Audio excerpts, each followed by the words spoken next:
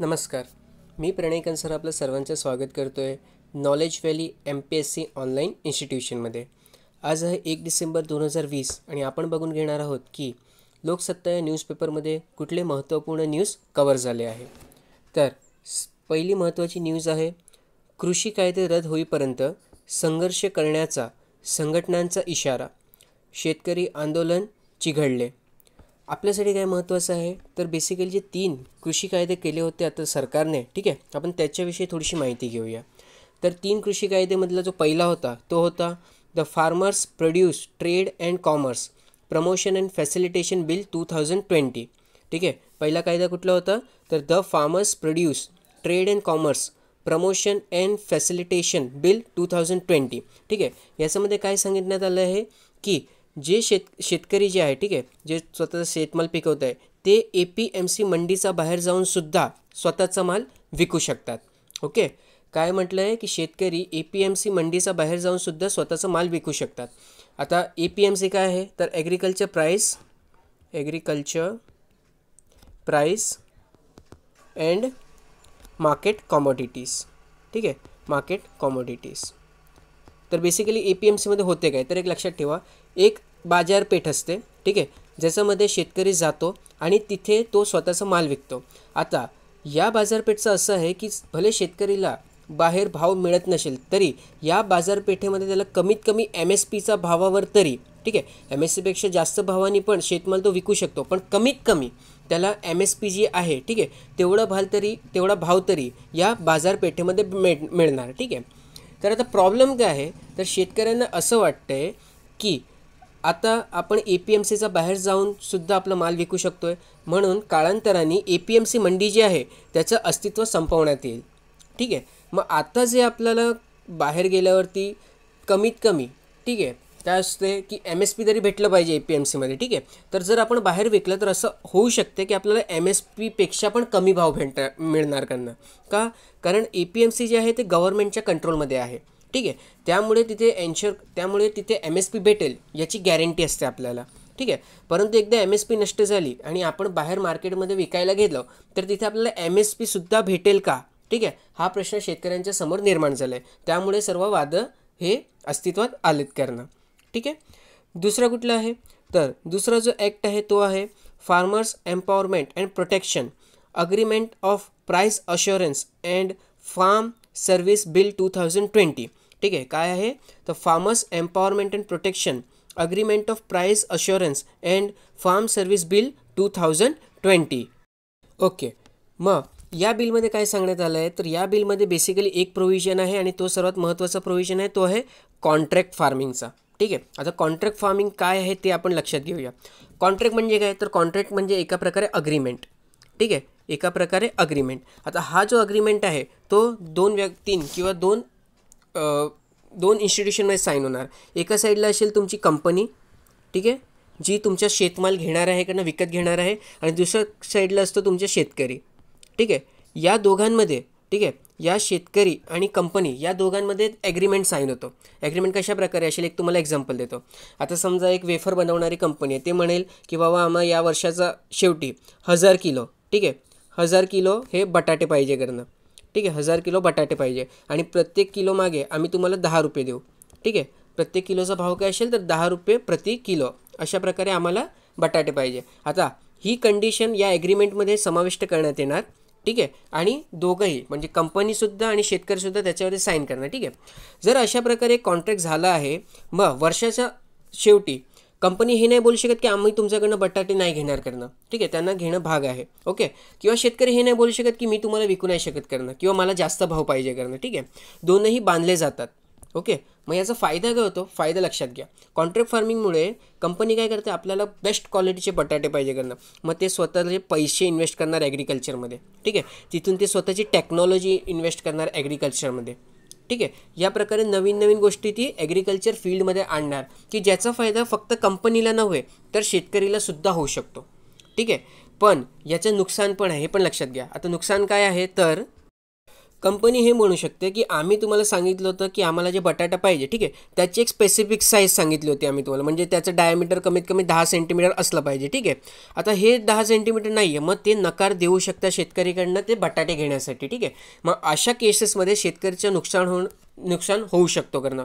तसंच प्रत्येक कंपनी काय तुम्हाला टेक्नॉलॉजी किंवा पैसा ट्रान्सफर करेल असं नाही आहे, ठीक आहे. काही कंपनी असं पण सांगेल की बाबा आमच्याकडे नाही, आम्ही फक्त तुमच्याकडे माल घेणार, ठीक आहे. मग अशा काळामध्ये शेतकरी हा एक बोलतात ना की सिच्युएशनमध्ये किंवा थोडं क्रिटिकल सिच्युएशनमध्ये येऊ शकतो किंवा, ठीक आहे, किंवा त्याला नुकसानसुद्धा होऊ शकतो. ओके. तिसरा जो बिल आहे तो आहे एसेन्शियल कमोडिटी अमेंडमेंट बिल 2020. कुठलं आहे? Essential commodity amendment bill 2020. आता याआधी कंडिशन काय होती की तुम्ही समजा एखादा शेतमाल आहे, ठीक आहे, एखादा शेतमाल आहे त्याला गोडाऊनमध्ये, ठीक आहे, स्टोअर करून ठेवू शकत नाही.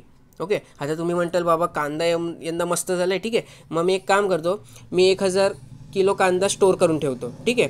तर हा आधी अनुमती नव्हती, ओके, की तुम्ही एवढं मोठ्या प्रमाणात कुठलाही शेतमाल स्टोअर करू शकत नाही.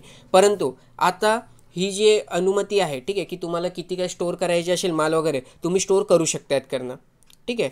आधी जे तुमच्यावरती बंधन होते की तुम्ही शेतमाल स्टोअर करू शकत नाही, ते बंधन काढण्यात आलेत. कुठल्या ॲक्टने? तर एसेन्शियल कमोडिटी अमेंडमेंट बिल 2020ने. ओके. मग आता याचा बेनिफिट काय होणार? तर जर तुम्ही कोल्ड स्टोरेज वगैरे बनवतायत, ठीक आहे, कोल्ड स्टोरेज वगैरे तुम्ही बनवतायत, मग त्याच्यामध्ये तर माल ठेवावा लागतो ना खूप काळासाठी. ओके. मग ते आता तुम्ही इथे ठेवू शकतात करणं माल, ठीक आहे. आता तुम्ही ते माल स्टोअर करून ठेवू शकता.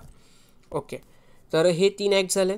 आता थोडंसं आपण आपलं ॲग्रिकल्चर सेक्टरविषयी बघून घेऊ, ठीक आहे. खूप जास्त महत्त्वाचं एक सेक्टर आहे ॲग्रिकल्चर, ठीक आहे, किंवा शेती हा खूप एक महत्त्वाचा सेक्टरच आपण म्हणू, ठीक आहे. मग त्याच्याविषयी थोडीशी माहिती घेऊया. ओके. तर 2011च्या सेन्ससच्या अनुसार, ठीक आहे, जी जनगणना झाली होती 2011मध्ये, ओके, त्याच्यानुसार असं सांगण्यात आलं गेलं आहे की 6 मिलियन म्हणजे 60 लाख, ठीक आहे, 1 मिलियन म्हणजे 10 लाख, 1 मिलियन म्हणजे 10 लाख, ठीक आहे, एवढं लक्षात ठेवा. ओके. तर 6 मिलियन कल्टिवेटर्स जे आहे, ओके, ते त्यांचं मेन ऑक्युपेशन जे आहे, ओके, ते शेती आहे, ठीक आहे. आता लक्षात ठेवा. ओके. टोटल 103 मिलियन, ठीक आहे, म्हणजे किती? 10,30,00,000, ठीक आहे, 10,30,00,000 लोक 2001 साली, ठीक आहे, शेती करत होते. आणि त्यापैकी 60 जे लाख लोक होती त्यांचं ते फक्त आणि फक्त शेतीवरती डिपेंडेंट होते, ठीक आहे. हे 2011चा सेन्सस आहे. ओके. त्यानंतर अजून पुढे गोष्ट करूया. तर 1991मध्ये म्हणजे 1991मध्ये हा जो नंबर होता तो 10 मिलियन एवढा होता. ओके. आणि 46% ऑफ दी वर्कफोर्स जे आहे, ठीक आहे, म्हणजे 100% आपली जर पॉप्युलेशन असेल त्यापैकी 46% जे आहे ते फुल टाईम शेतीवरती डिपेंडेंट आहेत, ठीक आहे. काय म्हटलं मी की 100%पैकी 46% जे वर्कफोर्स आहे किंवा 46% जे लोक आहे, ठीक आहे, ते फक्त आणि फक्त शेतीवरती डिपेंडेंट आहेत. ओके. त्यानंतर अजून महत्त्वाचं म्हणजे की जे 2010 आणि 11मध्ये 1.15, ठीक आहे, 1.15 हेक्टर एवढी एक सामान्य शेतकरीची जमीन होती आणि ती 2015-16मध्ये कमी होऊन 1.08 हेक्टर एवढीच राहिली आहे करणं, ठीक आहे. काय म्हटलं मी की 2010-11मध्ये, ठीक आहे, 2010-11मध्ये जेव्हा आपण सेन्सस बघितलं होतं तेव्हा 1.15 हेक्टर, ठीक आहे, 1.15 हेक्टर हे कमीत कमी जागा एका शेतकऱ्याकडे होती. ऑन एन ॲव्हरेज आपण बोलतो आहे, ठीक आहे, ऑन एन ॲव्हरेज आपण बोलतो आहे. पण हीच जमीन आता कमी होऊन 2015-16मध्ये 1.08 हेक्टर एवढीच राहिली आहे करणं, ठीक आहे. त्यानंतर जे 10वं, ठीक आहे, ॲग्रिकल्चर सेन्सस झाला होता 2015-16मध्ये, ठीक आहे, जे 10वा ॲग्रिकल्चर सेन्सस झाला होता 2015-16मध्ये, तेव्हा आपल्याला समजलं की स्मॉल आणि मार्जिनल होल्डिंग्स जे आहे, ठीक आहे, ते 90% ऑफ दी पब्लिक आहे ना त्यांच्याकडे स्मॉल आणि मार्जिनल होल्डिंग्स आहेत, ठीक आहे. म्हणजे काय? तर 2 हेक्टरपेक्षा कमी जागा आहे. ओके. 90% जो पॉप्युलेशन आहे जो की फार्मिंग करतं आहे, ठीक आहे, त्यांच्याकडे 2 हेक्टरपेक्षा कमी जमीन आहे. आता याच्यावरती ते किती शेती करणार, किती पिकवणार, किती लोकांना खाऊ घालणार, स्वतःचं बघणार का ते मार्केटमध्ये विकणार, हा सर्व प्रश्न निर्माण होतात. आणि एवढी कमी जमीन असल्यामुळे आपण त्याच्यावरती मशिनीकरण त्याचं करू शकत नाही, ठीक आहे, आपण त्याचं मशिनीकरण करू शकत नाही आणि त्यामुळे आपली जे पैदावार वगैरे आहे, ठीक आहे, पैदावार जी आहे ती कमी होते. ओके. तर हे सर्व प्रॉब्लेम्स आहेत करणं. ओके. अजून काय दिलं गेलं आहे? तर अजून महत्त्वाची गोष्ट म्हणजे की 1970मध्ये, ठीक आहे 1970मध्ये जे ॲग्रिकल्चरवरती जे लोक अवलंबून होते, ठीक आहे, त्यांचा नंबर किती होता, तर त्यांचा नंबर होता 71 मिलियन म्हणजे 7 करोड. ठीक आहे. त्यानंतर जर आपण 2010-11ची बात करू तर तो नंबर वाढून 138 मिलियन झाला म्हणजे 13 करोड झाला. आणि 15-16मध्ये हा नंबर अजून वाढून 14 करोड झाला करणं. ठीक आहे. तर आपल्याला काय प्रॉब्लेम आहे की बाबा आपण जर मॉडर्नायझेशनचं बोलतोय, ठीक आहे, तर आपण आता टर्शरी सेक्टर जे सर्व्हिस सेक्टर असतात, ठीक आहे, सर्व्हिस सेक्टरवरती जास्त फोकस करतोय, ठीक आहे. परंतु अजून पण जे भारताची जी पॉप्युलेशन आहे ती प्रायमरी सेक्टर, ठीक आहे, प्रायमरी सेक्टर म्हणजे शेतीवरतीच अवलंबून आहे. ठीक आहे. एक मोठी जी जनसंख्या आहे भारताची ती अजूनही शेतीवरती अवलंबून आहे. ठीक आहे. त्यामुळे आपला फोकस आहे सर्व्हिस सेक्टरवरती, पण पब्लिक अवलंबून आहे प्रायमरी सेक्टरवरती. ठीक आहे. हा एक मोठा कन्सर्न आहे किंवा प्रॉब्लेम आहे करणं. ओके. अजून महत्त्वाची गोष्ट म्हणजे काय तर तर अजून एक महत्त्वाची प्रॉब्लेम म्हणजे जे वरचे 10% लोक आहेत ना शेती करणारे, ठीक आहे, शेती करण्यामध्ये पण जे वरचे 10% आहेत ना त्यांच्याकडे भारतातली 50% जमीन हा केंद्रित झाली आहे करणं. ठीक आहे. आणि शेवटचे जे 50% आहे ते बाकीच्या जमिनीवरती शेती करतायत करणं. ठीक आहे. मी काय म्हटलं की वरचे जे 10% आहेत, ठीक आहे, त्यांच्याकडे भारतातील 50% जमीन जी आहे ती केंद्रित झाली आहे आणि बाकीचे 90% जे लोक उरली ते उरलेला 50%वरतीच काम करतायत करणं. त्यामुळे आपण काय बघितलं तर मोठा जे सेक्शन आहे, ठीक आहे, 90% जे सेक्शन आहे तो स्मॉल अँड मार्जिनल फार्मर आहे करणं. ठीक आहे. स्मॉल आणि मार्जिनल फार्मर म्हणजे काय तर ज्याच्याकडची जमीन 2 हेक्टरपेक्षा कमी आहे. ओके. एवढं लक्षात ठेवा. आणि जर आपण शेतकऱ्याची इन्कमची बात केली, ठीक आहे, तर एक लक्षात ठेवा तो महिन्याला 8,931 रुपये एवढंच कमवतो आहे करणं. ठीक आहे. 2016-17चा डेटा आहे. ठीक आहे. त्यामुळे शेत किंवा फार्मिंग, ठीक आहे, फार्मिंग हा किती जास्त महत्त्वाचा आहे ते आपल्याला या डेटावरनं समजतो. तरी गव्हर्नमेंटचा फोकस याच्यावरती किती कमी आहे हे सुद्धा समजते. ठीक आहे. आपण डबलिंग फार्मर इन्कमची बात करतो, ठीक आहे. त्यानंतर दलवाई कमिशनची बात करतो. तर हे लक्षात ठेवा कमिशन्स वगैरे आले, ठीक आहे, स्वामीनाथन कमिशनसुद्धा आला, पण त्याचे जे रेकमेंडेशन्स आहेत ते अजून इम्प्लिमेंट झालेले नाही आहे. ओके. त्यामुळे जे शेतकरी जो आहे तो अजून जास्त हा या अडक्यामध्ये अडकून आहे करणं. ठीक आहे. तो यातनं बाहेर निघू शकत नाही आहे. गरिबी अजूनसुद्धा शेतकरीचा पाठलाग सोडत नाही आहे करणं. ठीक आहे. तर हे आपण अख्खा बघितलं आपलं फार्मिंग सेक्टरविषयी. ओके. पुढे जाऊया आणि बघूया अजून कुठली महत्त्वाची इन्फॉर्मेशन्स आहेत आपल्यासाठी किंवा न्यूज आहेत ते. ओके.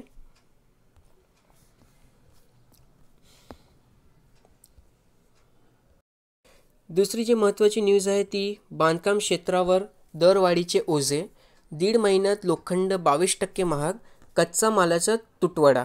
ठीक आहे. आपल्यासाठी महत्त्वाचं काय आहे तर महाराष्ट्र, गुजरात, मध्य प्रदेश, कर्नाटक आणि आंध्र प्रदेश या 5 राज्यात जालना जिल्ह्यातून लोखंडी सळ्याची विक्री होते.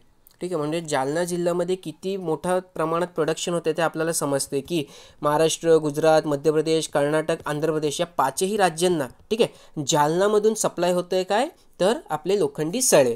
ठीक आहे. आता इथे लोखंडाविषयी थोडीशी आपण माहिती घेऊया. ओके. तर महाराष्ट्रामध्ये 4 जागा आहेत, ठीक आहे, जिथे सर्वात जास्त प्रमाणात आपल्याला लोखंड भेटतो आहे. ओके. त्यापैकी एक आहे चंद्रपूर, दुसरं आहे गडचिरोली, तिसरं आहे भंडारा आणि चौथा आहे सिंधुदुर्ग. ओके. यापैकी पण सर्वात जास्त प्रमाणात जे रिझर्व्स आहेत, ठीक आहे, जे साठा आहे कसला तर लोखंडाचा, ठीक आहे, ते कुठे आहे तर ते गडचिरोली येथे आहे. ठीक आहे. कुठे आहे गडचिरोली येथे आहे. त्यानंतर दुसऱ्या क्रमांकावरती येतो दुसऱ्या क्रमांकावरती येतो सिंधुदुर्ग. ठीक आहे. दुसऱ्या क्रमांकावरती येतो सिंधुदुर्ग. तिसऱ्या क्रमांकावरती येतं आपला भंडारा. ठीक आहे. तिसऱ्या क्रमांकावरती येतो भंडारा आणि चौथ्या क्रमांकावरती येतं ते आपलं चंद्रपूर. ठीक आहे. हे सर्व तुम्हाला रँक लक्षात ठेवायचे. ठीक आहे. पहिल्या नंबरवरती कुठलं येतं तर गडचिरोली येतं, दुसरा सिंधुदुर्ग, तिसरा भंडारा आणि चौथा चंद्रपूर. ओके. जर भारताची आपण बात केली तर भारतामध्ये सर्वात जास्त प्रोडक्शन जे होतं, ठीक आहे, किंवा सर्वात जास्त जे उत्पादन होते कशाचं लोखंडाचं तर ते कुठे होते ते ओरिसामध्ये होते आणि 50%पेक्षा जास्त उत्पादन हे ओरिसा करतो बरं का भारतामध्ये. ठीक आहे.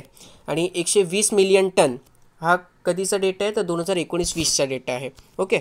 जर आपण देश पातळीवरती बात केली, ठीक आहे, तर सर्वात जास्त आयर्न ओरचा प्रोडक्शन, ठीक आहे, हा कोण करतो तर ऑस्ट्रेलिया करतो. त्यानंतर ब्राझील, त्यानंतर चायना आणि भारताचा चौथा क्रमांक येतो. ठीक आहे. किती प्रकाराचे आयर्न ओर असतात किंवा लोखंडाचे किती प्रकार असतात, तर ते पहिला आहे मॅग्नेटाईट, दुसरा आहे हेमेटाईट, तिसरा आहे लिमोनाईट आणि चौथा आहे सिडेराईट. ठीक आहे, हा उतरता क्रमाने आपण लावलेत. ओके, सर्वात पहिला कुठला आहे तर मॅग्नेटाईट आहे. ठीक आहे, दुसरा कुठला आहे तर आपलं दुसरा आहे हेमेटाईट. ठीक आहे, पहिला कुठला आहे, पहिला आहे मॅग्नेटाईट. ठीक आहे, दुसरा आहे हेमेटाईट, तिसरा आहे लिमोनाईट आणि चौथा आहे सिडेराईट. ठीक आहे, हे प्रकार आहेत. ओके, आणि याच्यामध्ये आयर्न ओरचं जे प्रमाण आहे, ठीक आहे, ते उतरता क्रमाने आपण लावलं. म्हणजे सर्वात जास्त मॅग्नेटाईटमध्ये, नंतर हेमेटाईटमध्ये, ठीक आहे, त्यानंतर लेमोनाईटमध्ये आणि शेवटी सिडेराईटमध्ये. ओके, तर हे आपण घेतली माहिती अबाउट द आयर्न ओर किंवा लोह खनिज. ठीक आहे, पुढे बघूया अजून इन्फॉर्मेशन अजून न्यूजविषयी. ठीक आहे, तर नेक्स्टची न्यूज आहे ती आहे आटपाडी बाजारात बकऱ्यासाठी 75 लाखांची बोली, मेंढपाळाची मात्र 1.5 कोटीची मागणी. आपल्यासाठी एवढं काही महत्त्वाचं नाही की तिची किंमत किती लागली हे करणं. ठीक आहे, पण आपलं जे महाराष्ट्र आहे त्याच्यामध्ये हे मेंढीपालन, ठीक आहे, तर हे खूप जास्त महत्त्वाचं एक सेक्टर आहे करणं. ठीक आहे, तर त्याविषयी आपल्याला थोडीशी माहिती घ्यायची आहे. मग आटीपाड्याच्या शेळ्या मेंढ्यांचा बाजारात एका मांडल्याची, ठीक आहे, किंवा माडगेड्याची बकऱ्याला तब्बल 75 लाखाची बोली लावण्यात आली आहे. आता हे माडगेडी बकरा काय असतो ते आपण बघून घेऊया. ठीक आहे, तर माडगेडी जातीचा जो बकरा आहे, ठीक आहे, तो सांगली जिल्ह्यात आढळतो. ठीक आहे, आणि तालुका म्हटलं तर कुठला, तर तालुका हा, एक मिनटं हां, ओके, हां, मग तालुका जो आहे, तालुका आहे आटपाडी. ठीक आहे, आणि हे जे गाव आहे आटपाडी ते दी माडगुळकर आणि व्यंकटेश माडगुळकर हे साहित्यकारांसाठी पण हा गाव फेमस आहे करणं. ठीक आहे, कुडाळवाडी, माडगुळ, करगणी या भागात धनगर समाज खूप आहे. ओके, आणि आपल्याला माहिती आहे की धनगर समाजाचं एक प्रामुख्याने किंवा एक प्रामुख ऑक्युपेशन म्हणू आपण, ठीक आहे, तर ते मेंढीपालन आहे करून. ठीक आहे, ते मेंढीपालनवरती खूप जास्त अवलंबून आहेत करणं. ओके, मग या बकऱ्याची विशिष्टता काय आहे, तर हा बकरा नाकामध्ये पोपटाची चोचीसारखा दिसतो. उंची व लांबी इतर मेंढी बकरीपेक्षा जास्त आहे.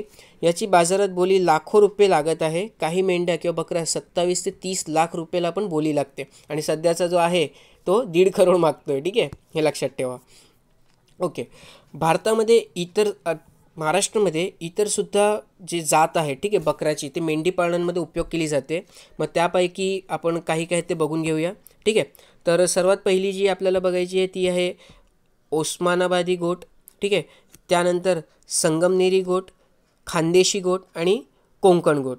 ठीक आहे, तर हे स्पेसिफिकली म्हणजे स्पेशली हे महाराष्ट्रामध्ये भेटतं करणं. ठीक आहे, हे फक्त आणि फक्त महाराष्ट्रामध्ये भेटते.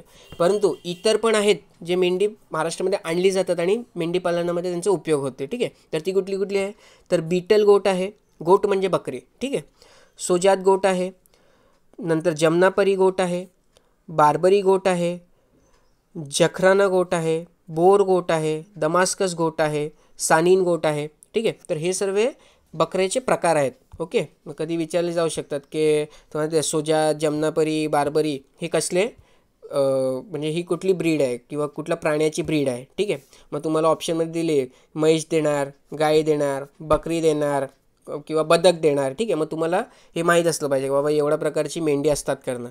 ठीक आहे, त्यामुळे हे महत्त्वाचं आहे. ओके ओके, पुढे जाऊया, बघूया अजून काही न्यूज आहे.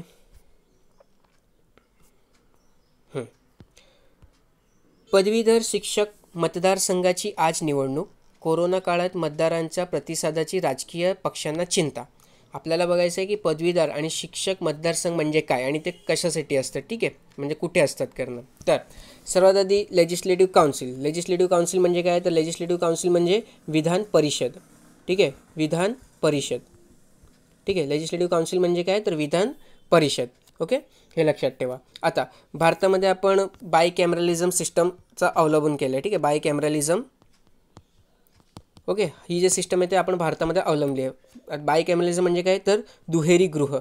ठीक आहे, दुहेरी गृह. आता केंद्रामध्ये आपण बघतो की लोकसभा, एक मिनटं हां, आपण केंद्रामध्ये बघतो की आपल्याकडे लोकसभा, ठीक आहे, आणि राज्यसभा. ओके, राज्यसभा हे 2 गृह असतात. तसंच राज्यामध्ये आपण बघितलं, ठीक आहे, तर विधानसभा आणि विधान परिषद. ठीक आहे, असे 2 गृह असतात, त्याला आपण बायकॅमरल सिस्टम म्हणतो करणं. ठीक आहे. आता जे विधान परिषद आहे, ठीक आहे, विधान परिषद आहे ते कुठे नमूद केली गेली आहे, तर ती नमूद केली गेली आहे, ओके, ती जी आहे ती नमूद केली गेली आहे कुठे, तर कलम 169 मध्ये. ठीक आहे. लेजिस्लेटिव्ह काउन्सिल हे एखाद्या राज्यामध्ये असेल किंवा नसेल, ठीक आहे, मग त्याविषयी कुठे लिहिलं गेलं आहे, तर त्याविषयी लिहिलं गेलं आहे कलम 169 मध्ये. ठीक आहे, कलम 169. आणि सध्या भारतामध्ये, ठीक आहे, भारतामध्ये 6 असे राज्य आहेत जिथे विधान परिषद ही अस्तित्वात आहे. ओके, तर ते 6 राज्य कुठले कुठले आहे, आंध्र प्रदेश आहे, तेलंगणा आहे, उत्तर प्रदेश आहे, बिहार आहे, महाराष्ट्र आहे, कर्नाटक आहे. याआधी जम्मू काश्मीरमध्ये सुद्धा होती, परंतु जम्मू काश्मीर रिऑर्गनायझेशन बिल 2019ने ती जी लेजिस्लेटिव्ह काउन्सिल आहे किंवा विधान परिषद आहे त्याला काढून टाकण्यात आली आणि आता तिथे फक्त आणि फक्त विधानसभेची तरतूद करण्यात आली आहे करणं. ठीक आहे. आता लेजिस्लेटिव्ह काउन्सिल म्हणजे विधान परिषद कशी बनवायची किंवा त्याला कशी काढायची हे सर्व कुठे लिहिलं गेलं आहे, ते सर्व लिहिलं गेलं आहे कलम 169 मध्ये. ठीक आहे, कुठे लिहिलं गेलं आहे, तर ते कलम 169 मध्ये लिहिलं गेलं आहे. ओके. आता लेजिस्लेटिव्ह असेंब्ली, लेजिस्लेटिव्ह काउन्सिल म्हणजे काय, तर विधान परिषद. ठीक आहे, तर विधान परिषद जी आहे तिला काढण्यासाठी जी इथे मी थोडीशी प्रोसेस लिहिली आहे, कारण ती एक कॉम्प्लिकेटेड प्रोसेस आहे. ठीक आहे, मग एक लक्षात ठेवा, विधान परिषद, ठीक आहे, ज्या कोणत्या राज्यात आहे तिथून जर त्याला काढायची असेल तर पार्लमेंटकडे तिची ऑथॉरिटी आहे. ठीक आहे, पार्लमेंटकडे तिची ऑथॉरिटी आहे आणि पार्लमेंटने तो जो एक बिल असेल, ठीक आहे, अबॉलिशनसाठी किंवा त्याला हटवण्यासाठी, विधान परिषद हटवण्यासाठी जे काही बिल असेल त्याला साध्या बहुमताने पास करावा लागेल, साध्या बहुमताने त्याला पास करावा लागेल. ठीक आहे, परंतु हा जो बिल आहे तो पार्लमेंटमध्ये आणण्याआधी त्याला राज्याची जे विधानसभा असते, ठीक आहे, त्याच्यामध्ये सुद्धा आणावं लागतो आणि तिथे त्याला स्पेशल मेजॉरिटी, ठीक आहे, म्हणजे बहुमतने पास करावा लागतो. आता हा जो बहुमत जो आहे तो परत 2 प्रकारचे असतात. ठीक आहे, तर स्पेशल मेजॉरिटी किंवा ज्याला आपण बहुमत म्हणतो, विशेष बहुमत म्हणतो. ठीक आहे, मग विशेष बहुमतमध्ये पहिली तरतूद काय आहे की majority of a total membership of the assembly. ठीक आहे, म्हणजे विधानसभेची जेवढी स्ट्रेंथ आहे त्याची ॲब्सोल्यूट मेजॉरिटीने, ठीक आहे, म्हणजे जेवढी काही स्ट्रेंथ आहे त्याचं 50% जास्त त्या मेजॉरिटीने पास झालं पाहिजे आणि जे काही लोक तिथे प्रेझेंट आणि वोट करते त्यांच्या 2/3 जास्त वोट हे त्यांचं फेवरमध्ये असलं पाहिजे. ठीक आहे, म्हणजे ते स्वीकारत आहेत की बाबा आम्हाला काढायचं आहे करणं. जर हे दोन्ही कंडिशन सॅटिस्फाय झाले तरच जे विधान परिषद जे आहे, ठीक आहे, त्याला काढता येते करणं. ओके, पुढे जाऊया. एक मिनटं.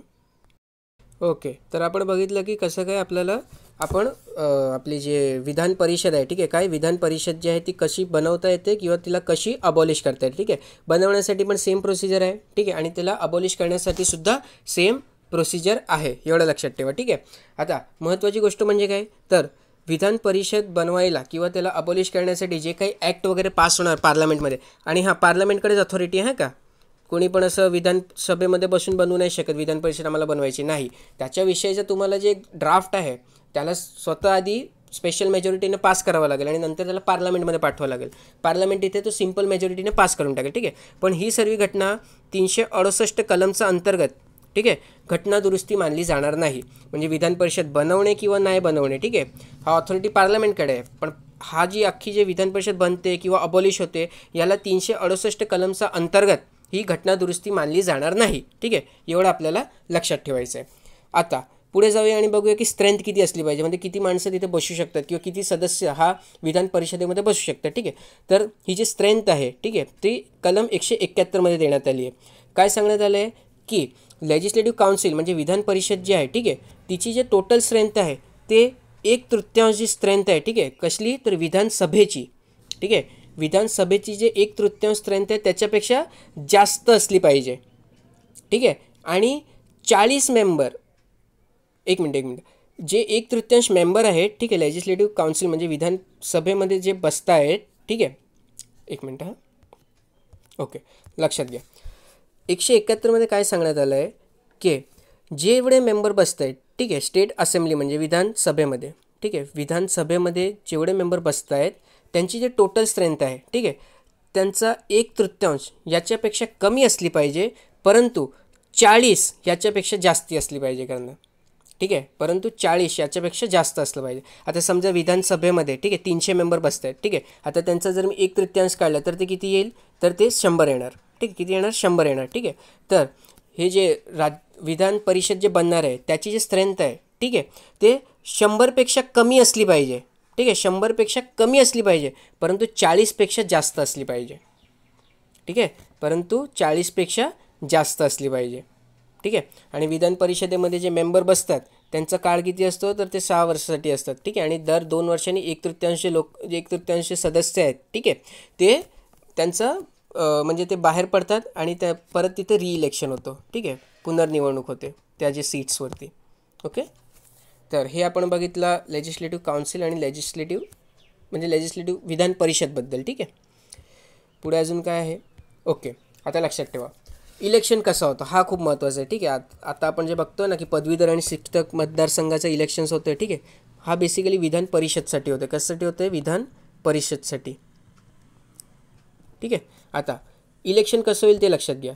1/3 जे विधान परिषदमधले जे सभासद असेल, ठीक आहे, त्यांना राज्यातील, ठीक आहे, जे विधानसभेचे लोक आहेत, ठीक आहे, ते निवडून देतील. किती, 1/3. ठीक आहे, तर 1/3 लोकांना कोण निवडून देईल, तर राज्यातील जे विधानसभा आहे तेथील मेंबर्स निवडून देतील. ठीक आहे, अजून जे 1/3 असतात, ठीक आहे, त्यांना कोण निवडून देतं, तर त्यांना लोकल गव्हर्नमेंट, ओके, आणि म्युन्सिपाल्टी आणि डिस्ट्रिक्ट बोर्ड यातली जे मेंबर्स असतात, ठीक आहे, म्हणजे पंचायती राज, ठीक आहे, आणि म्युन्सिपाल्टी येथील जे निवडलेले मेंबर्स असतात, ठीक आहे, ते निवडून देतात.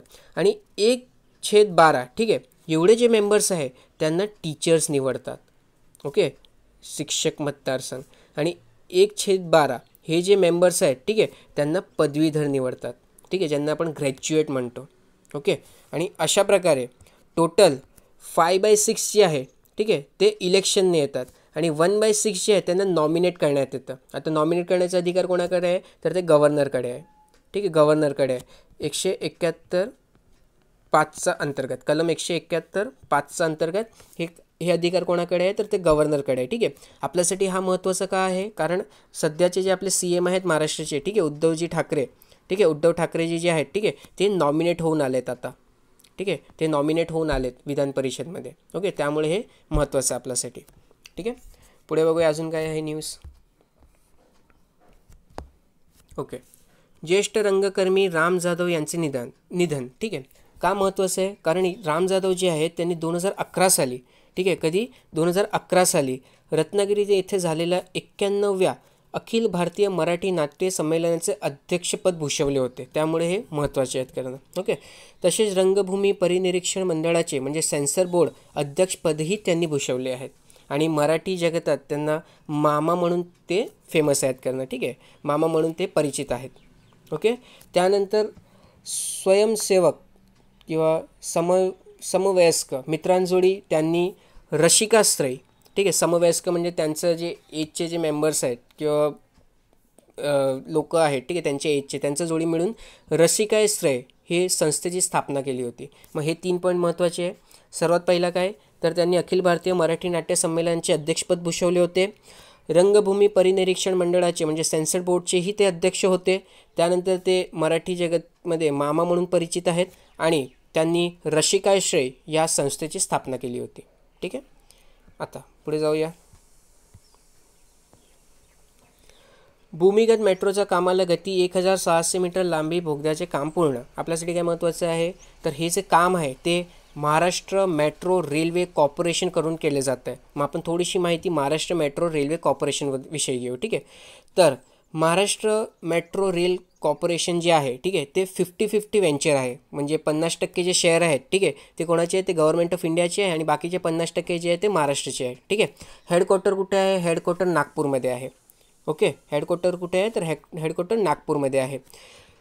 अच्छा, अजून महत्त्वाची गोष्ट काय, तर आधी जे Nagpur metro rail corporation limited होता, ठीक आहे, आधी जे Nagpur metro rail corporation limited होता त्यालाच रिकॉन्स्टिट्यूट केलं आहे. म्हणजे त्याच्यामध्येच फेरबदल केले आणि त्याला नाव दिला Maha metro for implementation of all the Maharashtra state metro project. म्हणजे आधी जे Nagpur metro rail corporation limited होतं, ठीक आहे, त्याचं नाव बदलून काय करण्यात आलं, महा मेट्रो म्हणजे Maharashtra metro rail corporation limited. ठीक आहे, आणि हेच जी कंपनी आहे ते महाराष्ट्रामध्ये ज्या ज्या जागेवरती मेट्रो बनत आहे, ठीक आहे, तिकडचे प्रोजेक्ट हँडल करते एक्सेप्ट, ठीक आहे, एक्सेप्शन काय आहे, तर मुंबई मेट्रोपॉलिटन रिजनला सोडून इतर ज्या जागेवरतीही मेट्रोचे प्रोजेक्ट चालू आहे त्याला कोण बघते, तर त्याला महामेट्रो बघते. आधीचं नाव काय होतं, तर आधी नाव होतं त्याला Nagpur metro rail corporation limited. Okay. हां, तर सध्या जे नागपूर आणि पुण्यामध्ये जे काम चालू आहे ते कोण बघते, तर ते महामेट्रोज बघताय करणं. एक्सेप्ट एक जी लाईन आहे पुण्याची, ठीक आहे, जिथे PMRDA हँडल करते, ठीक आहे, मग तिला बाहेर काढायचं. पुढे जेव्हा नाशिकमध्ये किंवा ठाणेमध्ये पण मेट्रो येणार आहे त्याचं कामसुद्धा महामेट्रोज बघणार आहे. ओके. आता कायदे कुठले कुठले आहे ज्याच्या अंतर्गत हे सर्व प्रोजेक्ट चालले आहेत, तर metro rail construction and work act 1978, metro rail operation and maintenance act 2002, railway act 1989, हे सर्व कायदे ज्याच्या अंतर्गत हा मेट्रोचं काम चालू आहे. ठीक आहे. पुढे जाऊया, अजून काय न्यूज आहे बघूया. ओके, खूप महत्त्वाची न्यूज आहे. ठीक आहे. देशातील HIV एड्सचा प्रमाणात घट 2010 ते 2019मध्ये रुग्णांच्या 37% कमी. ठीक आहे, रुग्णसंख्या 37% कमी. 2010-11 या काळात देशातील एड्सच्या रुग्णांचे प्रमाण 37% घटल्याची माहिती देशाचे आरोग्य आणि कुटुंब कल्याण मंत्रालयाने दिली आहे. खूप महत्त्वाचा, 1 डिसेंबर हा जगभर एड्स दिन म्हणून साजरा होतो. यंदा HIV एड्स संसर्गाचे उच्चाटन या संकल्पनेवर या दिवसाचे आयोजन करण्यात आले आहे. ठीक आहे, संकल्पना विचारली जाते, लक्षात ठेवा काय आहे, HIV एड्स संसर्गाचे उच्चाटन. ठीक आहे. 2019मध्ये भारतात 23.49 लाख एड्सचे रुग्ण होते. भारतातील एड्सचा फैलाव हा मुख्यतः अनिर्बंध आणि असुरक्षित भिन्नलिंगी संबंध तसेच असुरक्षित साधने वापरून अंमली पदार्थ टोचून घेण्याच्या सवयीमुळे होत असल्याचे सुरुवातीच्या काळात दिसून आले होते. 2018मध्ये भारतातील HIV रुग्णांची संख्या 23.81 लाख एवढी होती. 2019मध्ये त्यात किंचित घट होऊन 23.49 लाख रुग्णसंख्येची नोंद करण्यात आली आहे. या दोन्ही वर्षांमध्ये आंध्र प्रदेश, बिहार, गुजरात, कर्नाटक, महाराष्ट्र, तामिळनाडू, उत्तर प्रदेश आणि तेलंगणा या राज्यांमध्ये लाखांपेक्षा जास्त रुग्ण आहेत. ठीक आहे. बघा, महाराष्ट्रसुद्धा एक आहे त्यापैकी. यातील सर्वाधिक रुग्ण महाराष्ट्र राज्यात आहे. संपला विषय, महाराष्ट्रामध्ये खूप जास्त आहे. ठीक आहे. 2018मध्ये महाराष्ट्र राज्यात 4.05 लाख रुग्ण होते. 2019मध्ये ही संख्या कमी होऊन 3.96 लाख एवढी झाली आहे. ठीक आहे. आपण इथे अजून थोडा एड्सविषयी बघून घेऊया. ठीक आहे, एक्स्ट्रा माहिती आहे ते आपण घेऊया. तर एड्सला अजून काय म्हणतात, तर ह्युमन इम्युनोडेफिशियन्सी व्हायरससुद्धा म्हणतात. ठीक आहे. आता याच्यामध्ये काय होतं ते लक्षात घ्या. ह्युमन इम्युनोडेफिशियन्सी व्हायरस, ठीक आहे, किंवा HIV एड्स झाल्यामुळे CD4, ठीक आहे, CD4 काय आहे, तर हा एक प्रकारचे T सेल असतो. ठीक आहे, जे श्वेत रक्तपेशी असतात ना, व्हाईट ब्लड सेल म्हणतात, त्याच्यामध्ये एक T सेल असतो. ठीक आहे. तर हा जे T सेल आहे ना, हा T सेलवरती अटॅक करतो. ठीक आहे. आणि T सेल कशासाठी महत्त्वाचा असतो, तर आपली जे इम्युनिटी जी आहे, ठीक आहे, किंवा रोगप्रतिकारक जी शक्ती आहे, ठीक आहे, त्याला वाढवण्यासाठी T सेल खूप जास्त महत्त्वाचं असतं. आणि जर आपण T सेल किंवा HIV एड्स हा जो व्हायरस आहे, HIV जो व्हायरस आहे, ठीक आहे, त्यांनी जर T सेलवरती अटॅक केला तर आपली रोगप्रतिकारक शक्ती ह्या कमी होते आणि कालांतराने आपल्याला आजार होतो आणि माणसाचा मृत्यूसुद्धा होऊ शकतो. ठीक आहे. त्यामुळे हा CD4 जो सेल आहे तो खूप जास्त महत्त्वाचा आहे. ठीक आहे. आणि HIV काय करतो, तर HIV एक प्रकारचा व्हायरस आहे, पण लक्षात ठेवा. ठीक आहे. तर HIV व्हायरस हा CD4 या सेलवरती अटॅक करतो. ठीक आहे. याचं ट्रान्समिशन कशामुळे होतो, तर ट्रान्समिशन आपण बघितलं होतं आधी पण, तरी इथे पण एकदा दिलं आहे तर आपण बघून घेऊया. ठीक आहे. तर रक्तामुळे ट्रान्समिशन होऊ शकते. जर एखाद्या HIV पॉझिटिव्ह माणसाचं रक्त आपण घेतलं किंवा आपण जे HIV पॉझिटिव्ह असतो आणि आपण कोणाचं जर रक्त दिलं तर त्याच्यामुळे तो ट्रान्समिट होऊ शकतो. सिमन, वजायनल सिक्रेशन, फ्लुईड आणि ब्रेस्ट मिल्क, ठीक आहे, जे स्तनपान करवतात माता असतात, ठीक आहे, तर त्यांचा स्तनपानामुळे ते जे दूध देतात त्याच्यामुळे सुद्धा HIV होऊ शकतो. आणि समलिंग संबंध किंवा लैंगिक संबंध यामुळे पण HIV होऊ शकतो. ठीक आहे. HIV एक नवीन टाईपचं पण HIV असतो. ठीक आहे, त्याला आपण अनडिटेक्टेबल HIV म्हणतो. ठीक आहे. HIV असतो पण तो डिटेक्ट होत नाही, म्हणजे तो खूप कमी प्रमाणात असतो. ठीक आहे. आपण जेव्हा ब्लड सॅम्पल वगैरे घेतो त्याच्यामध्ये सुद्धा तो डिटेक्ट होत नाही. डिटेक्ट म्हणजे त्याचं तो तिथे प्रेझेंट आहे किंवा नाही हे आपल्याला समजून येत नाही करणं, पण तो असतो. ठीक आहे. मग हा जो अनडिटेक्टेबल HIV आहे ना, त्याच्यामुळे ट्रान्समिशन होत नाही. ठीक आहे, एवढं आपल्याला लक्षात ठेवायचं आहे. ओके. अनडिटेक्टेबल जो HIV आहे त्याच्यामुळे ट्रान्समिशन होत नाही. सिम्टम्स काय असतात, म्हणजे जर HIV झालं असेल तर काय काय आपल्याला होऊ शकते का नाही, किंवा कुठल्या प्रकारे आपल्याला समजतं की HIV झालं आहे का नाही. ठीक आहे, त्याला सिम्टम्स म्हणतो आपण. तर ताप येतो, थंडी वाजते, किंवा आपले जे जॉईंट असतात तिथे पेन होतो, त्यानंतर आपले जे मसल्स असतात, ठीक आहे, जे काही स्नायू वगैरे आहेत त्याच्यामध्ये आक्रमण होते किंवा ते पेन होतो तिथे, ठीक आहे. त्यानंतर कंटिन्युअस तुम्हाला स्वेटिंग होते किंवा पसीना येतो करणं, ओके, किंवा रेड रॅशेस वगैरे होतात आणि थकवा वाटतो, विकनेस वाटतो, हे सर्व त्याचे सिम्पटम्स आहे करणं. ट्रीटमेंट कुठले कुठले अवेलेबल आहे, तर अँटी रेट्रोव्हायरल थेरपी, ठीक आहे. याच्यामध्ये तुम्हाला मेडिसिन्स वगैरे दिले जातात, ओके, की ज्याच्यामुळे काय होते की CD4 जे सेल्स आहेत जे आपल्या इम्युनिटीसाठी खूप जास्त महत्त्वाचे आहेत, ठीक आहे, त्यांचा नंबर वाढवण्यासाठी हा काम करतो किंवा त्यांचा जो नंबर आहे त्याला स्टेबल ठेवण्यासाठी हा काम करतो, ठीक आहे. त्यानंतर दुसरी जी टेक्निक आहे ती आहे स्टेम सेल ट्रान्सप्लांट, ठीक आहे. स्टेम सेल ट्रान्सप्लांटमध्ये काय असते, तर CCR5, ठीक आहे, CCR5 हा एक जीन आहे, ठीक आहे, हा एक जीन आहे. हा काय करतो माहिती आहे का, तो HIV व्हायरस जो आहे ना त्याला स्वतःकडे अट्रॅक्ट करतो किंवा स्वतःकडे आकर्षित करून घेतो, ओके, आणि स्वतःजवळ जॉईन करून घेतो. मग स्टेम ट्रान्सप्लांट थिअरीने काय होतं, तर हा जो CCR5 जो जीन आहे ना त्याला काढून टाकला जातो करणं, ठीक आहे, आणि त्या जो बॉडी आहे त्याला HIV रेझिस्टंट बनवली जाते की तो पुढे HIVला अजून स्वतःकडे आकर्षित करून घेणार नाही करणं, ठीक आहे. ओके, पुढे जाऊया. पुढे आपण बघणार आहोत की HIV टाईप किती आहे, ठीक आहे. तर HIV दोन टाईप आहे, HIV1 आणि HIV2, ठीक आहे. HIV1 जे आहे ते खूप कॉमन आहे आणि HIV2 जे आहे हे अनकॉमन आहे. म्हणजे HIV2 साधारणतः होत नाही करणं कोणाला, खूप कमी प्रमाणात बघायला भेटतो आणि कुठे दिसतो जास्त करून तर वेस्टर्न आणि सेंट्रल आफ्रिका या रिजनमध्ये HIV2 जे आहे याच्या प्रेझेन्स आपल्याला किंवा याचं अस्तित्व आपल्याला दिसून येते. जास्त करून HIV1 हा त्रास देतो करणं, ठीक आहे, एवढं लक्षात ठेवा. आता एक इन्स्टिट्यूशन आहे युनायटेड नेशनची, तिच्याविषयी माहिती घेऊ आपण, UN एड्स, ठीक आहे. आता आपण एड्स हा पूर्ण सेक्शनच इथे कवर करून घेतो, ठीक आहे. म्हणजे भविष्यामध्ये जर कुठे एड्सवरती एकही प्रश्न आला तर एवढं जरी वाचलं तरी इथे सर्व माहिती तुमची कवर होत आहे करणं, ठीक आहे. आता HIV एड्सला कंट्रोल करण्यासाठी युनायटेड नेशनने एक ऑर्गनायझेशन, जे युनायटेड नेशन ऑर्गनायझेशन आहे त्यांनी एक बॉडी बनवली होती जिला म्हणतात आपण UN एड्स, ठीक आहे. 1996 साली हा अस्तित्वात आली होती. हे काय करणार, तर इतर जे देश आहेत, ठीक आहे, किंवा तिथे राहणारे जे लोक आहेत त्यांच्यामध्ये जनजागृतीचं काम करणार किंवा इतर देशांना मदत करणं की कसं तुम्ही हा एड्सला खतम करू शकतात करणं, ठीक आहे. याचा जो हेडक्वार्टर आहे तो जेनेवा स्वित्झर्लंडमध्ये आहे, हे सुद्धा लक्षात ठेवा, ठीक आहे.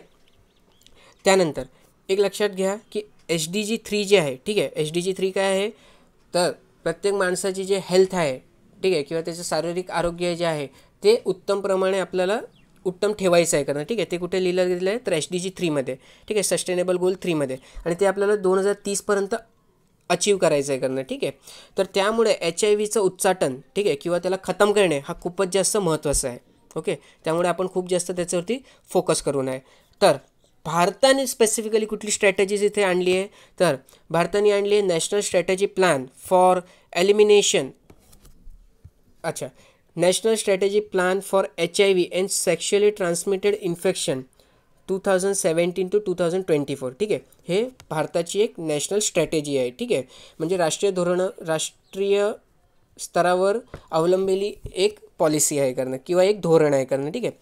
याच्यामध्ये आपण काय केलं, तर आपण नॅशनल एड्स कंट्रोल ऑर्गनायझेशन बनवला, ठीक आहे, नॅशनल एड्स कंट्रोल ऑर्गनायझेशन बनवला. आता ही ऑर्गनायझेशन जी आहे ती भारतामध्ये एड्सला खतम करण्यामध्ये किंवा एड्सचा रिलेटेड जे काही कारभार असेल, ठीक आहे, ते कोण सांभाळणार, अच्छा, त्याला कोण हँडल करणार, तर त्याला नॅशनल एड्स कंट्रोल ऑर्गनायझेशन, ज्याला आपण नाको पण म्हणतात, ठीक आहे, हा ते सर्व हँडल करणार, ठीक आहे. आता हा जे 7 वर्षाची जे पॉलिसी आहे, ठीक आहे, 2017 ते 24, ठीक आहे. तर या 7 वर्षाची पॉलिसीमध्ये आपण काय काय, म्हणजे 7 वर्षाची पॉलिसी ना त्याला 2 भागामध्ये आपण डिवाईड केलं आहे. पहिली पॉलिसी म्हणते 2020पर्यंत आपल्याला थोडे टार्गेट्स अचीव करायचे, ठीक आहे, थोडे टार्गेट्स आपण ठेवले त्याला आपल्याला अचीव करायचं आहे. त्याच्यामध्ये पहिला टार्गेट आहे की 75% आपल्याला HIV इन्फेक्शनला कमी करायचं आहे, ठीक आहे. काय बोललो आपण, 2020पर्यंत आपल्याला कुठले टार्गेट अचीव करायचे आहेत, तर पहिला टार्गेट आहे आपला 75% जे HIV इन्फेक्शन्स होत आहे त्याला कमी करायचं आहे. 90-90-90 स्ट्रॅटेजी, ठीक आहे, म्हणजे काय, तर 90% HIV पॉझिटिव्ह जे आहेत, ठीक आहे, त्यांच्या स्टेटसविषयी आपल्याला माहिती घ्यायची आहे की ते आता काय करत आहेत, कुठे काम वगैरे करत आहे किंवा ते दुसऱ्या लोकांच्या संपर्कात येत आहेत का नाही करणं. दुसरं 90% जे आहे, ठीक आहे, त्यांना ट्रीटमेंट प्रोव्हाइड करायची आहे, ओके. तिसरं 90% आहेत, ठीक आहे, त्यांना जे HIV आहे, ठीक आहे, तर त्यांचं जे प्रमाण आहे त्याला अजून कमी करायचं आहे करणं, ठीक आहे. 90-90-90 स्ट्रॅटेजी काय आहे, तर सर्वात आधी 90%, ठीक आहे, जे HIV पॉझिटिव्ह आहेत त्यांच्या स्टेटसविषयी आपल्याला माहिती घ्यायची आहे. ठीक आहे, 90% जे HIV पॉझिटिव्ह आहेत त्यांच्या स्टेटसविषयी आपल्याला माहिती घ्यायची आहे. 90% आपल्याला ट्रीटमेंट प्रोव्हाइड करायची आहे. ओके. आणि बाकीचे जे 90% आहे त्यांना जो हा आजार झाला आहे, ठीक आहे, त्याचा जो प्रमाण आहे त्याला अजून जास्त कमी करायचं. ठीक आहे, तर हा 90-90-90 स्ट्रॅटेजी आहे, याला लक्षात ठेवा. ओके. त्यानंतर अजून तिसरा पॉईंट काय आहे, तर तिसरा पॉईंट आहे की elimination of mother to child transmission. आपण बघितलं होतं की जे मुलं दूध पित असतात, ठीक आहे, तर माताकडनं पण त्या मुलांना ते ट्रान्सफर होतो आहे करणं. ठीक आहे, हा HIV. मग त्याला आपल्याला एलिमिनेट करायचं म्हणजे संपवायचं आहे करणं. ठीक आहे. Elimination of stigma and discrimination, म्हणजे आपण बोलतो ना त्याला HIV झालं आहे, मग त्याला आपण आपलं जे कुटुंब असतो किंवा आपला जो परिवार आहे किंवा आपला जो गाव आहे तिथून आपण त्याला बाकात करतो किंवा त्याला बाहेर काढून टाकतो. ठीक आहे. मग हे अशा प्रकारचे जे डिस्क्रिमिनेशन आहेत, ठीक आहे, त्याला आपल्याला खतम करायचे आहे. HIV स्पर्शाने फैलत नाही, हे गोष्ट लक्षात ठेवा. ठीक आहे. HIV तुम्ही जर ब्लड घेत असाल कोणाचा किंवा लैंगिक संबंध ठेवत असाल तरच हे ट्रान्समिट होतो. ठीक आहे. हे झाली आपली 2020पर्यंतची स्ट्रॅटेजी. 2024पर्यंत आपल्याला काय काय करायचं आहे, तर HIV इन्फेक्शन जे आहे त्याच्यामध्ये अजून 80%ने आपल्याला कमतरता आणायची आहे. ठीक आहे. जे आपण 90-90-90 जी स्ट्रॅटेजी डिस्कस केली होती त्याला आता आपण 95-95-95वरती आणायचं आहे. ओके. हे 2 आपल्याला टार्गेट अचीव करायचे आहेत. ओके. 2020ची जे थीम आहे ते काय आहे, तर ending HIV epidemic resilience and impact. ठीक आहे. इंग्रजीमध्ये काय आहे त्याची थीम, तर ending HIV epidemic resilience and impact. आणि HIV डे कधी साजरा होतो, तर 1 डिसेंबरचा दिवशी. ठीक आहे. प्रत्येक वर्षी 1 डिसेंबर हा दिवस आपण HIV डे म्हणून साजरा करतो, ताकी आपण लोकांमध्ये त्याच्याविषयी जागृती निर्माण करू शकू. ठीक आहे. पुढे बघू अजून काय न्यूज आहे. आज खूप जास्त न्यूज होती बरं का. ठीक आहे. गुरु आणि शनी ग्रहाची युती. ठीक आहे, खूप इंटरेस्टिंग आहे, थोडं इंटरेस्टिंग वाटलं म्हणून ते कवर केलं. ठीक आहे. तर सूर्यमालेतील गुरु आणि शनी हे सर्वात मोठे 2 ग्रह, खूप महत्त्वाचा. ठीक आहे. सूर्यमालेतील गुरु आणि शनी जे आहे हे सर्वात मोठे 2 ग्रह आहे. ते 18 डिसेंबरला एकमेकांच्या जवळ दिसणार आहेत. याला ग्रहांची युती असे म्हणतात. ठीक आहे. तर तुम्हाला जर विचारलं ग्रहांची युती म्हणजे काय, तर 2 ग्रह एकमेकांच्या जवळ आले तर त्याला आपण ग्रहांची युती म्हणू. गुरु आणि शनी हे 2 ग्रह 21 डिसेंबरला एकमेकांपासून फक्त 0.1 अंश कोनीय म्हणजे 6 कला आणि 6 विकला अंतरावर असतील. तुलनेने चंद्राच्या सरासरी कोनीय व्यास हा 0.5 अंश आहे. कोनीय व्यास जो आहे तो एक अंतर मेजर करायचा, ठीक आहे, एक युनिट आहे. ठीक आहे, एवढं लक्षात ठेवा. म्हणजे आपण अंतर जे कॅल्क्युलेट करतो ना त्यासाठी जे युनिट वापरतो ना, सेंटीमीटर, मीटर, तसंच एक हा कोनीय अंतर हा एक म्हणतात ना काय त्याला युनिट आहे करणं. ठीक आहे, युनिट आहे, एवढं लक्षात ठेवा. दुर्बिणीच्या शोधानंतर दुसऱ्यांदा हे ग्रह इतके जवळ दिसणार आहेत. यापूर्वी 16 जुलै 1623 रोजी हे ग्रह जेव्हा इतके जवळ आले तेव्हा त्यांच्यातील अंतर 0.086 अंश होते. गुरु हा सूर्याची परिक्रमा 11.87 वर्षांनी पूर्ण करतो, तर शनीला 29.5 वर्ष लागतात. त्यामुळे सुमारे दर 19 वर्ष आणि 7 महिन्यांनी या ग्रहांची युती होते. पण प्रत्येक युतीचा वेळी यांच्यातील अंतर वेगवेगळे असतात. सध्या अवकाशात सूर्यास्तानंतर गुरु आणि शनी आपल्याला दिसत आहेत. 15 डिसेंबरला सूर्यास्तानंतर सुमारे 30 मिनिटांनी पश्चिम क्षितिजावर बारीक चंद्रकोर दिसण्याची शक्यता आहे. ठीक आहे. तर हे आपल्याला इम्पॉर्टंट आहे, कारण सायन्स अँड टेकमध्ये असे प्रश्न विचारू शकतात. ठीक आहे. थोडीशी अजून माहिती घ्यायची आहे. तर गुरु म्हणजे काय, तर गुरु म्हणजे ज्युपिटर. ठीक आहे. हा आपला अवकाशगंगे किंवा आपली जे हे आहे सोलार सिस्टम आहे, ठीक आहे, सूर्यमाळा जे आहेत तिकडचा हा 5वा ग्रह आहे. ठीक आहे. सूर्यापासून हा 5वा ग्रह आहे. ओके, एवढं लक्षात ठेवायचं आहे. आणि तो सर्वात मोठा आहे. ओके, शनीपेक्षा पण मोठा आहे. ओके. आणि तो एक म्हणजे बोलतात ना गॅसने बनलेला आहे. ठीक आहे, त्याला गॅस जायंटसुद्धा म्हणतो आपण. सॅटर्न किंवा शनी जो आहे तो सूर्यमाळेतला 6वा ग्रह आहे जर आपण सूर्याकडनं आलो तर. ठीक आहे. आणि दुसरा सर्वात मोठा ग्रह आहे. ठीक आहे. पहिला कुठला आहे, पहिला गुरु आहे ज्याला आपण ज्युपिटर म्हणतो. दुसरा कुठला झाला, दुसरा सॅटर्न झाला म्हणजे ज्याला आपण शनी म्हणतो. ठीक आहे. आता जर आपण सूर्याकडनं जर बाहेर जात गेलो, ठीक आहे, तर कुठले कुठले आपल्याला ग्रह दिसतात, त्याचा क्रम काय असेल. ठीक आहे. तर इंग्रजीमध्ये त्याची ट्रिक आहे माय व्हेरी एफिशियंट मध्ये जस्ट सवस नस. ठीक आहे. तर एम वरनं येतो मर्क्युरी, व्ही वरनं व्हीनस, ई वरनं अर्थ, एम वरनं मार्स, जी वरनं ज्युपिटर, एस वरनं सॅटर्न, यू वरनं युरेनस, एन वरनं नट्स. ठीक आहे. आणि जर आपण मराठीमध्ये बघितलं तर गुरु सर्वात पहिले येतो बुध, त्यानंतर शुक्र, पृथ्वी, मंगळ, गुरु, शनी, युरेनस आणि नेपच्यून. ठीक आहे, तर एवढं आपल्याला लक्षात ठेवायचं आहे. ओके, पुढे जाऊया. अजून काय न्यूज आहे बघूया. समांतर आरक्षणाचा फटका बसलेल्यांना नियुक्ती, नवीन पदे निर्माण करून समायोजन. ठीक आहे, आता समांतर आरक्षण काय असतं हे आपल्यासाठी महत्त्वाचं आहे. ठीक आहे, तर सर्वात पहिले लक्षात घ्या, आरक्षण जे आहे ते दोन प्रकारचे असतं. ठीक आहे, एकाला आपण म्हणतो उभे आरक्षण, दुसऱ्याला म्हणतो आडवे आरक्षण. ठीक आहे, तर विविध जातींना मिळणारे आरक्षण हे उभे आरक्षण आहे. म्हणजे समजा यावर्षी MPSCच्या परीक्षेत उपजिल्हाधिकारी पदाचे 100 जागा आहेत. याचे विविध समाजाच्या प्रवर्गासाठी जे विभाजन होईल ते व्हर्टिकल आरक्षण होय. उदाहरण, 100 जागामधील 15 जागा अनुसूचित जाती, 7 जागा अनुसूचित जमाती, 17% इतर मागासवर्गीय व बाकी इतर प्रवर्ग. ठीक आहे, तर हा झाला तुमचा व्हर्टिकल रिझर्वेशन. ठीक आहे, आता हॉरिझॉन्टल रिझर्वेशन म्हणजे काय ते बघूया. तर समांतर किंवा हॉरिझॉन्टल आरक्षण म्हणजे विविध प्रवर्गातील जागा वाटप झाल्यानंतर त्या प्रवर्गातील महिला, खेळाडू, दिव्यांग यांचे आरक्षण विभाजन होय. अनुसूचित प्रवर्गातील 15 जागांमध्ये महिलांना 30% आरक्षण म्हणजे 5 जागा होय. खेळाडू यांना 3% आरक्षण, याच 15 जागांमध्ये दिव्यांग यांना 3% आरक्षण होय. यालाच समांतर आरक्षण म्हणतात. आरक्षणातील आरक्षण म्हणजे समांतर आरक्षण. ठीक आहे, वरील जागा वाटपात घोळ होऊ नये व कुणावर अन्याय होऊ नये म्हणून बिंदू नामावली. ठीक आहे, काय बिंदू नामावली नावाचा एक प्रकार शासन दरबारी ठेवला जातो. त्यामुळे वरील सर्व आरक्षण वाटपातील चुका टाळल्या जातात. ठीक आहे, मग इथे आपण बघितलं की हॉरिझॉन्टल आणि व्हर्टिकल आरक्षण काय असते आणि बिंदू नामावली हे काय असते ते. ओके, पुढे बघूया अजून काही न्यूज आहे का. ओके, मध्य प्रदेशात 19 वर्षात 290 वाघांचा मृत्यू. ठीक आहे, कान्हा, बांधवगड, पेंच, सातपुडा, पन्ना, संजय गांधी राखीव क्षेत्र येथे 550 वाघ आहेत.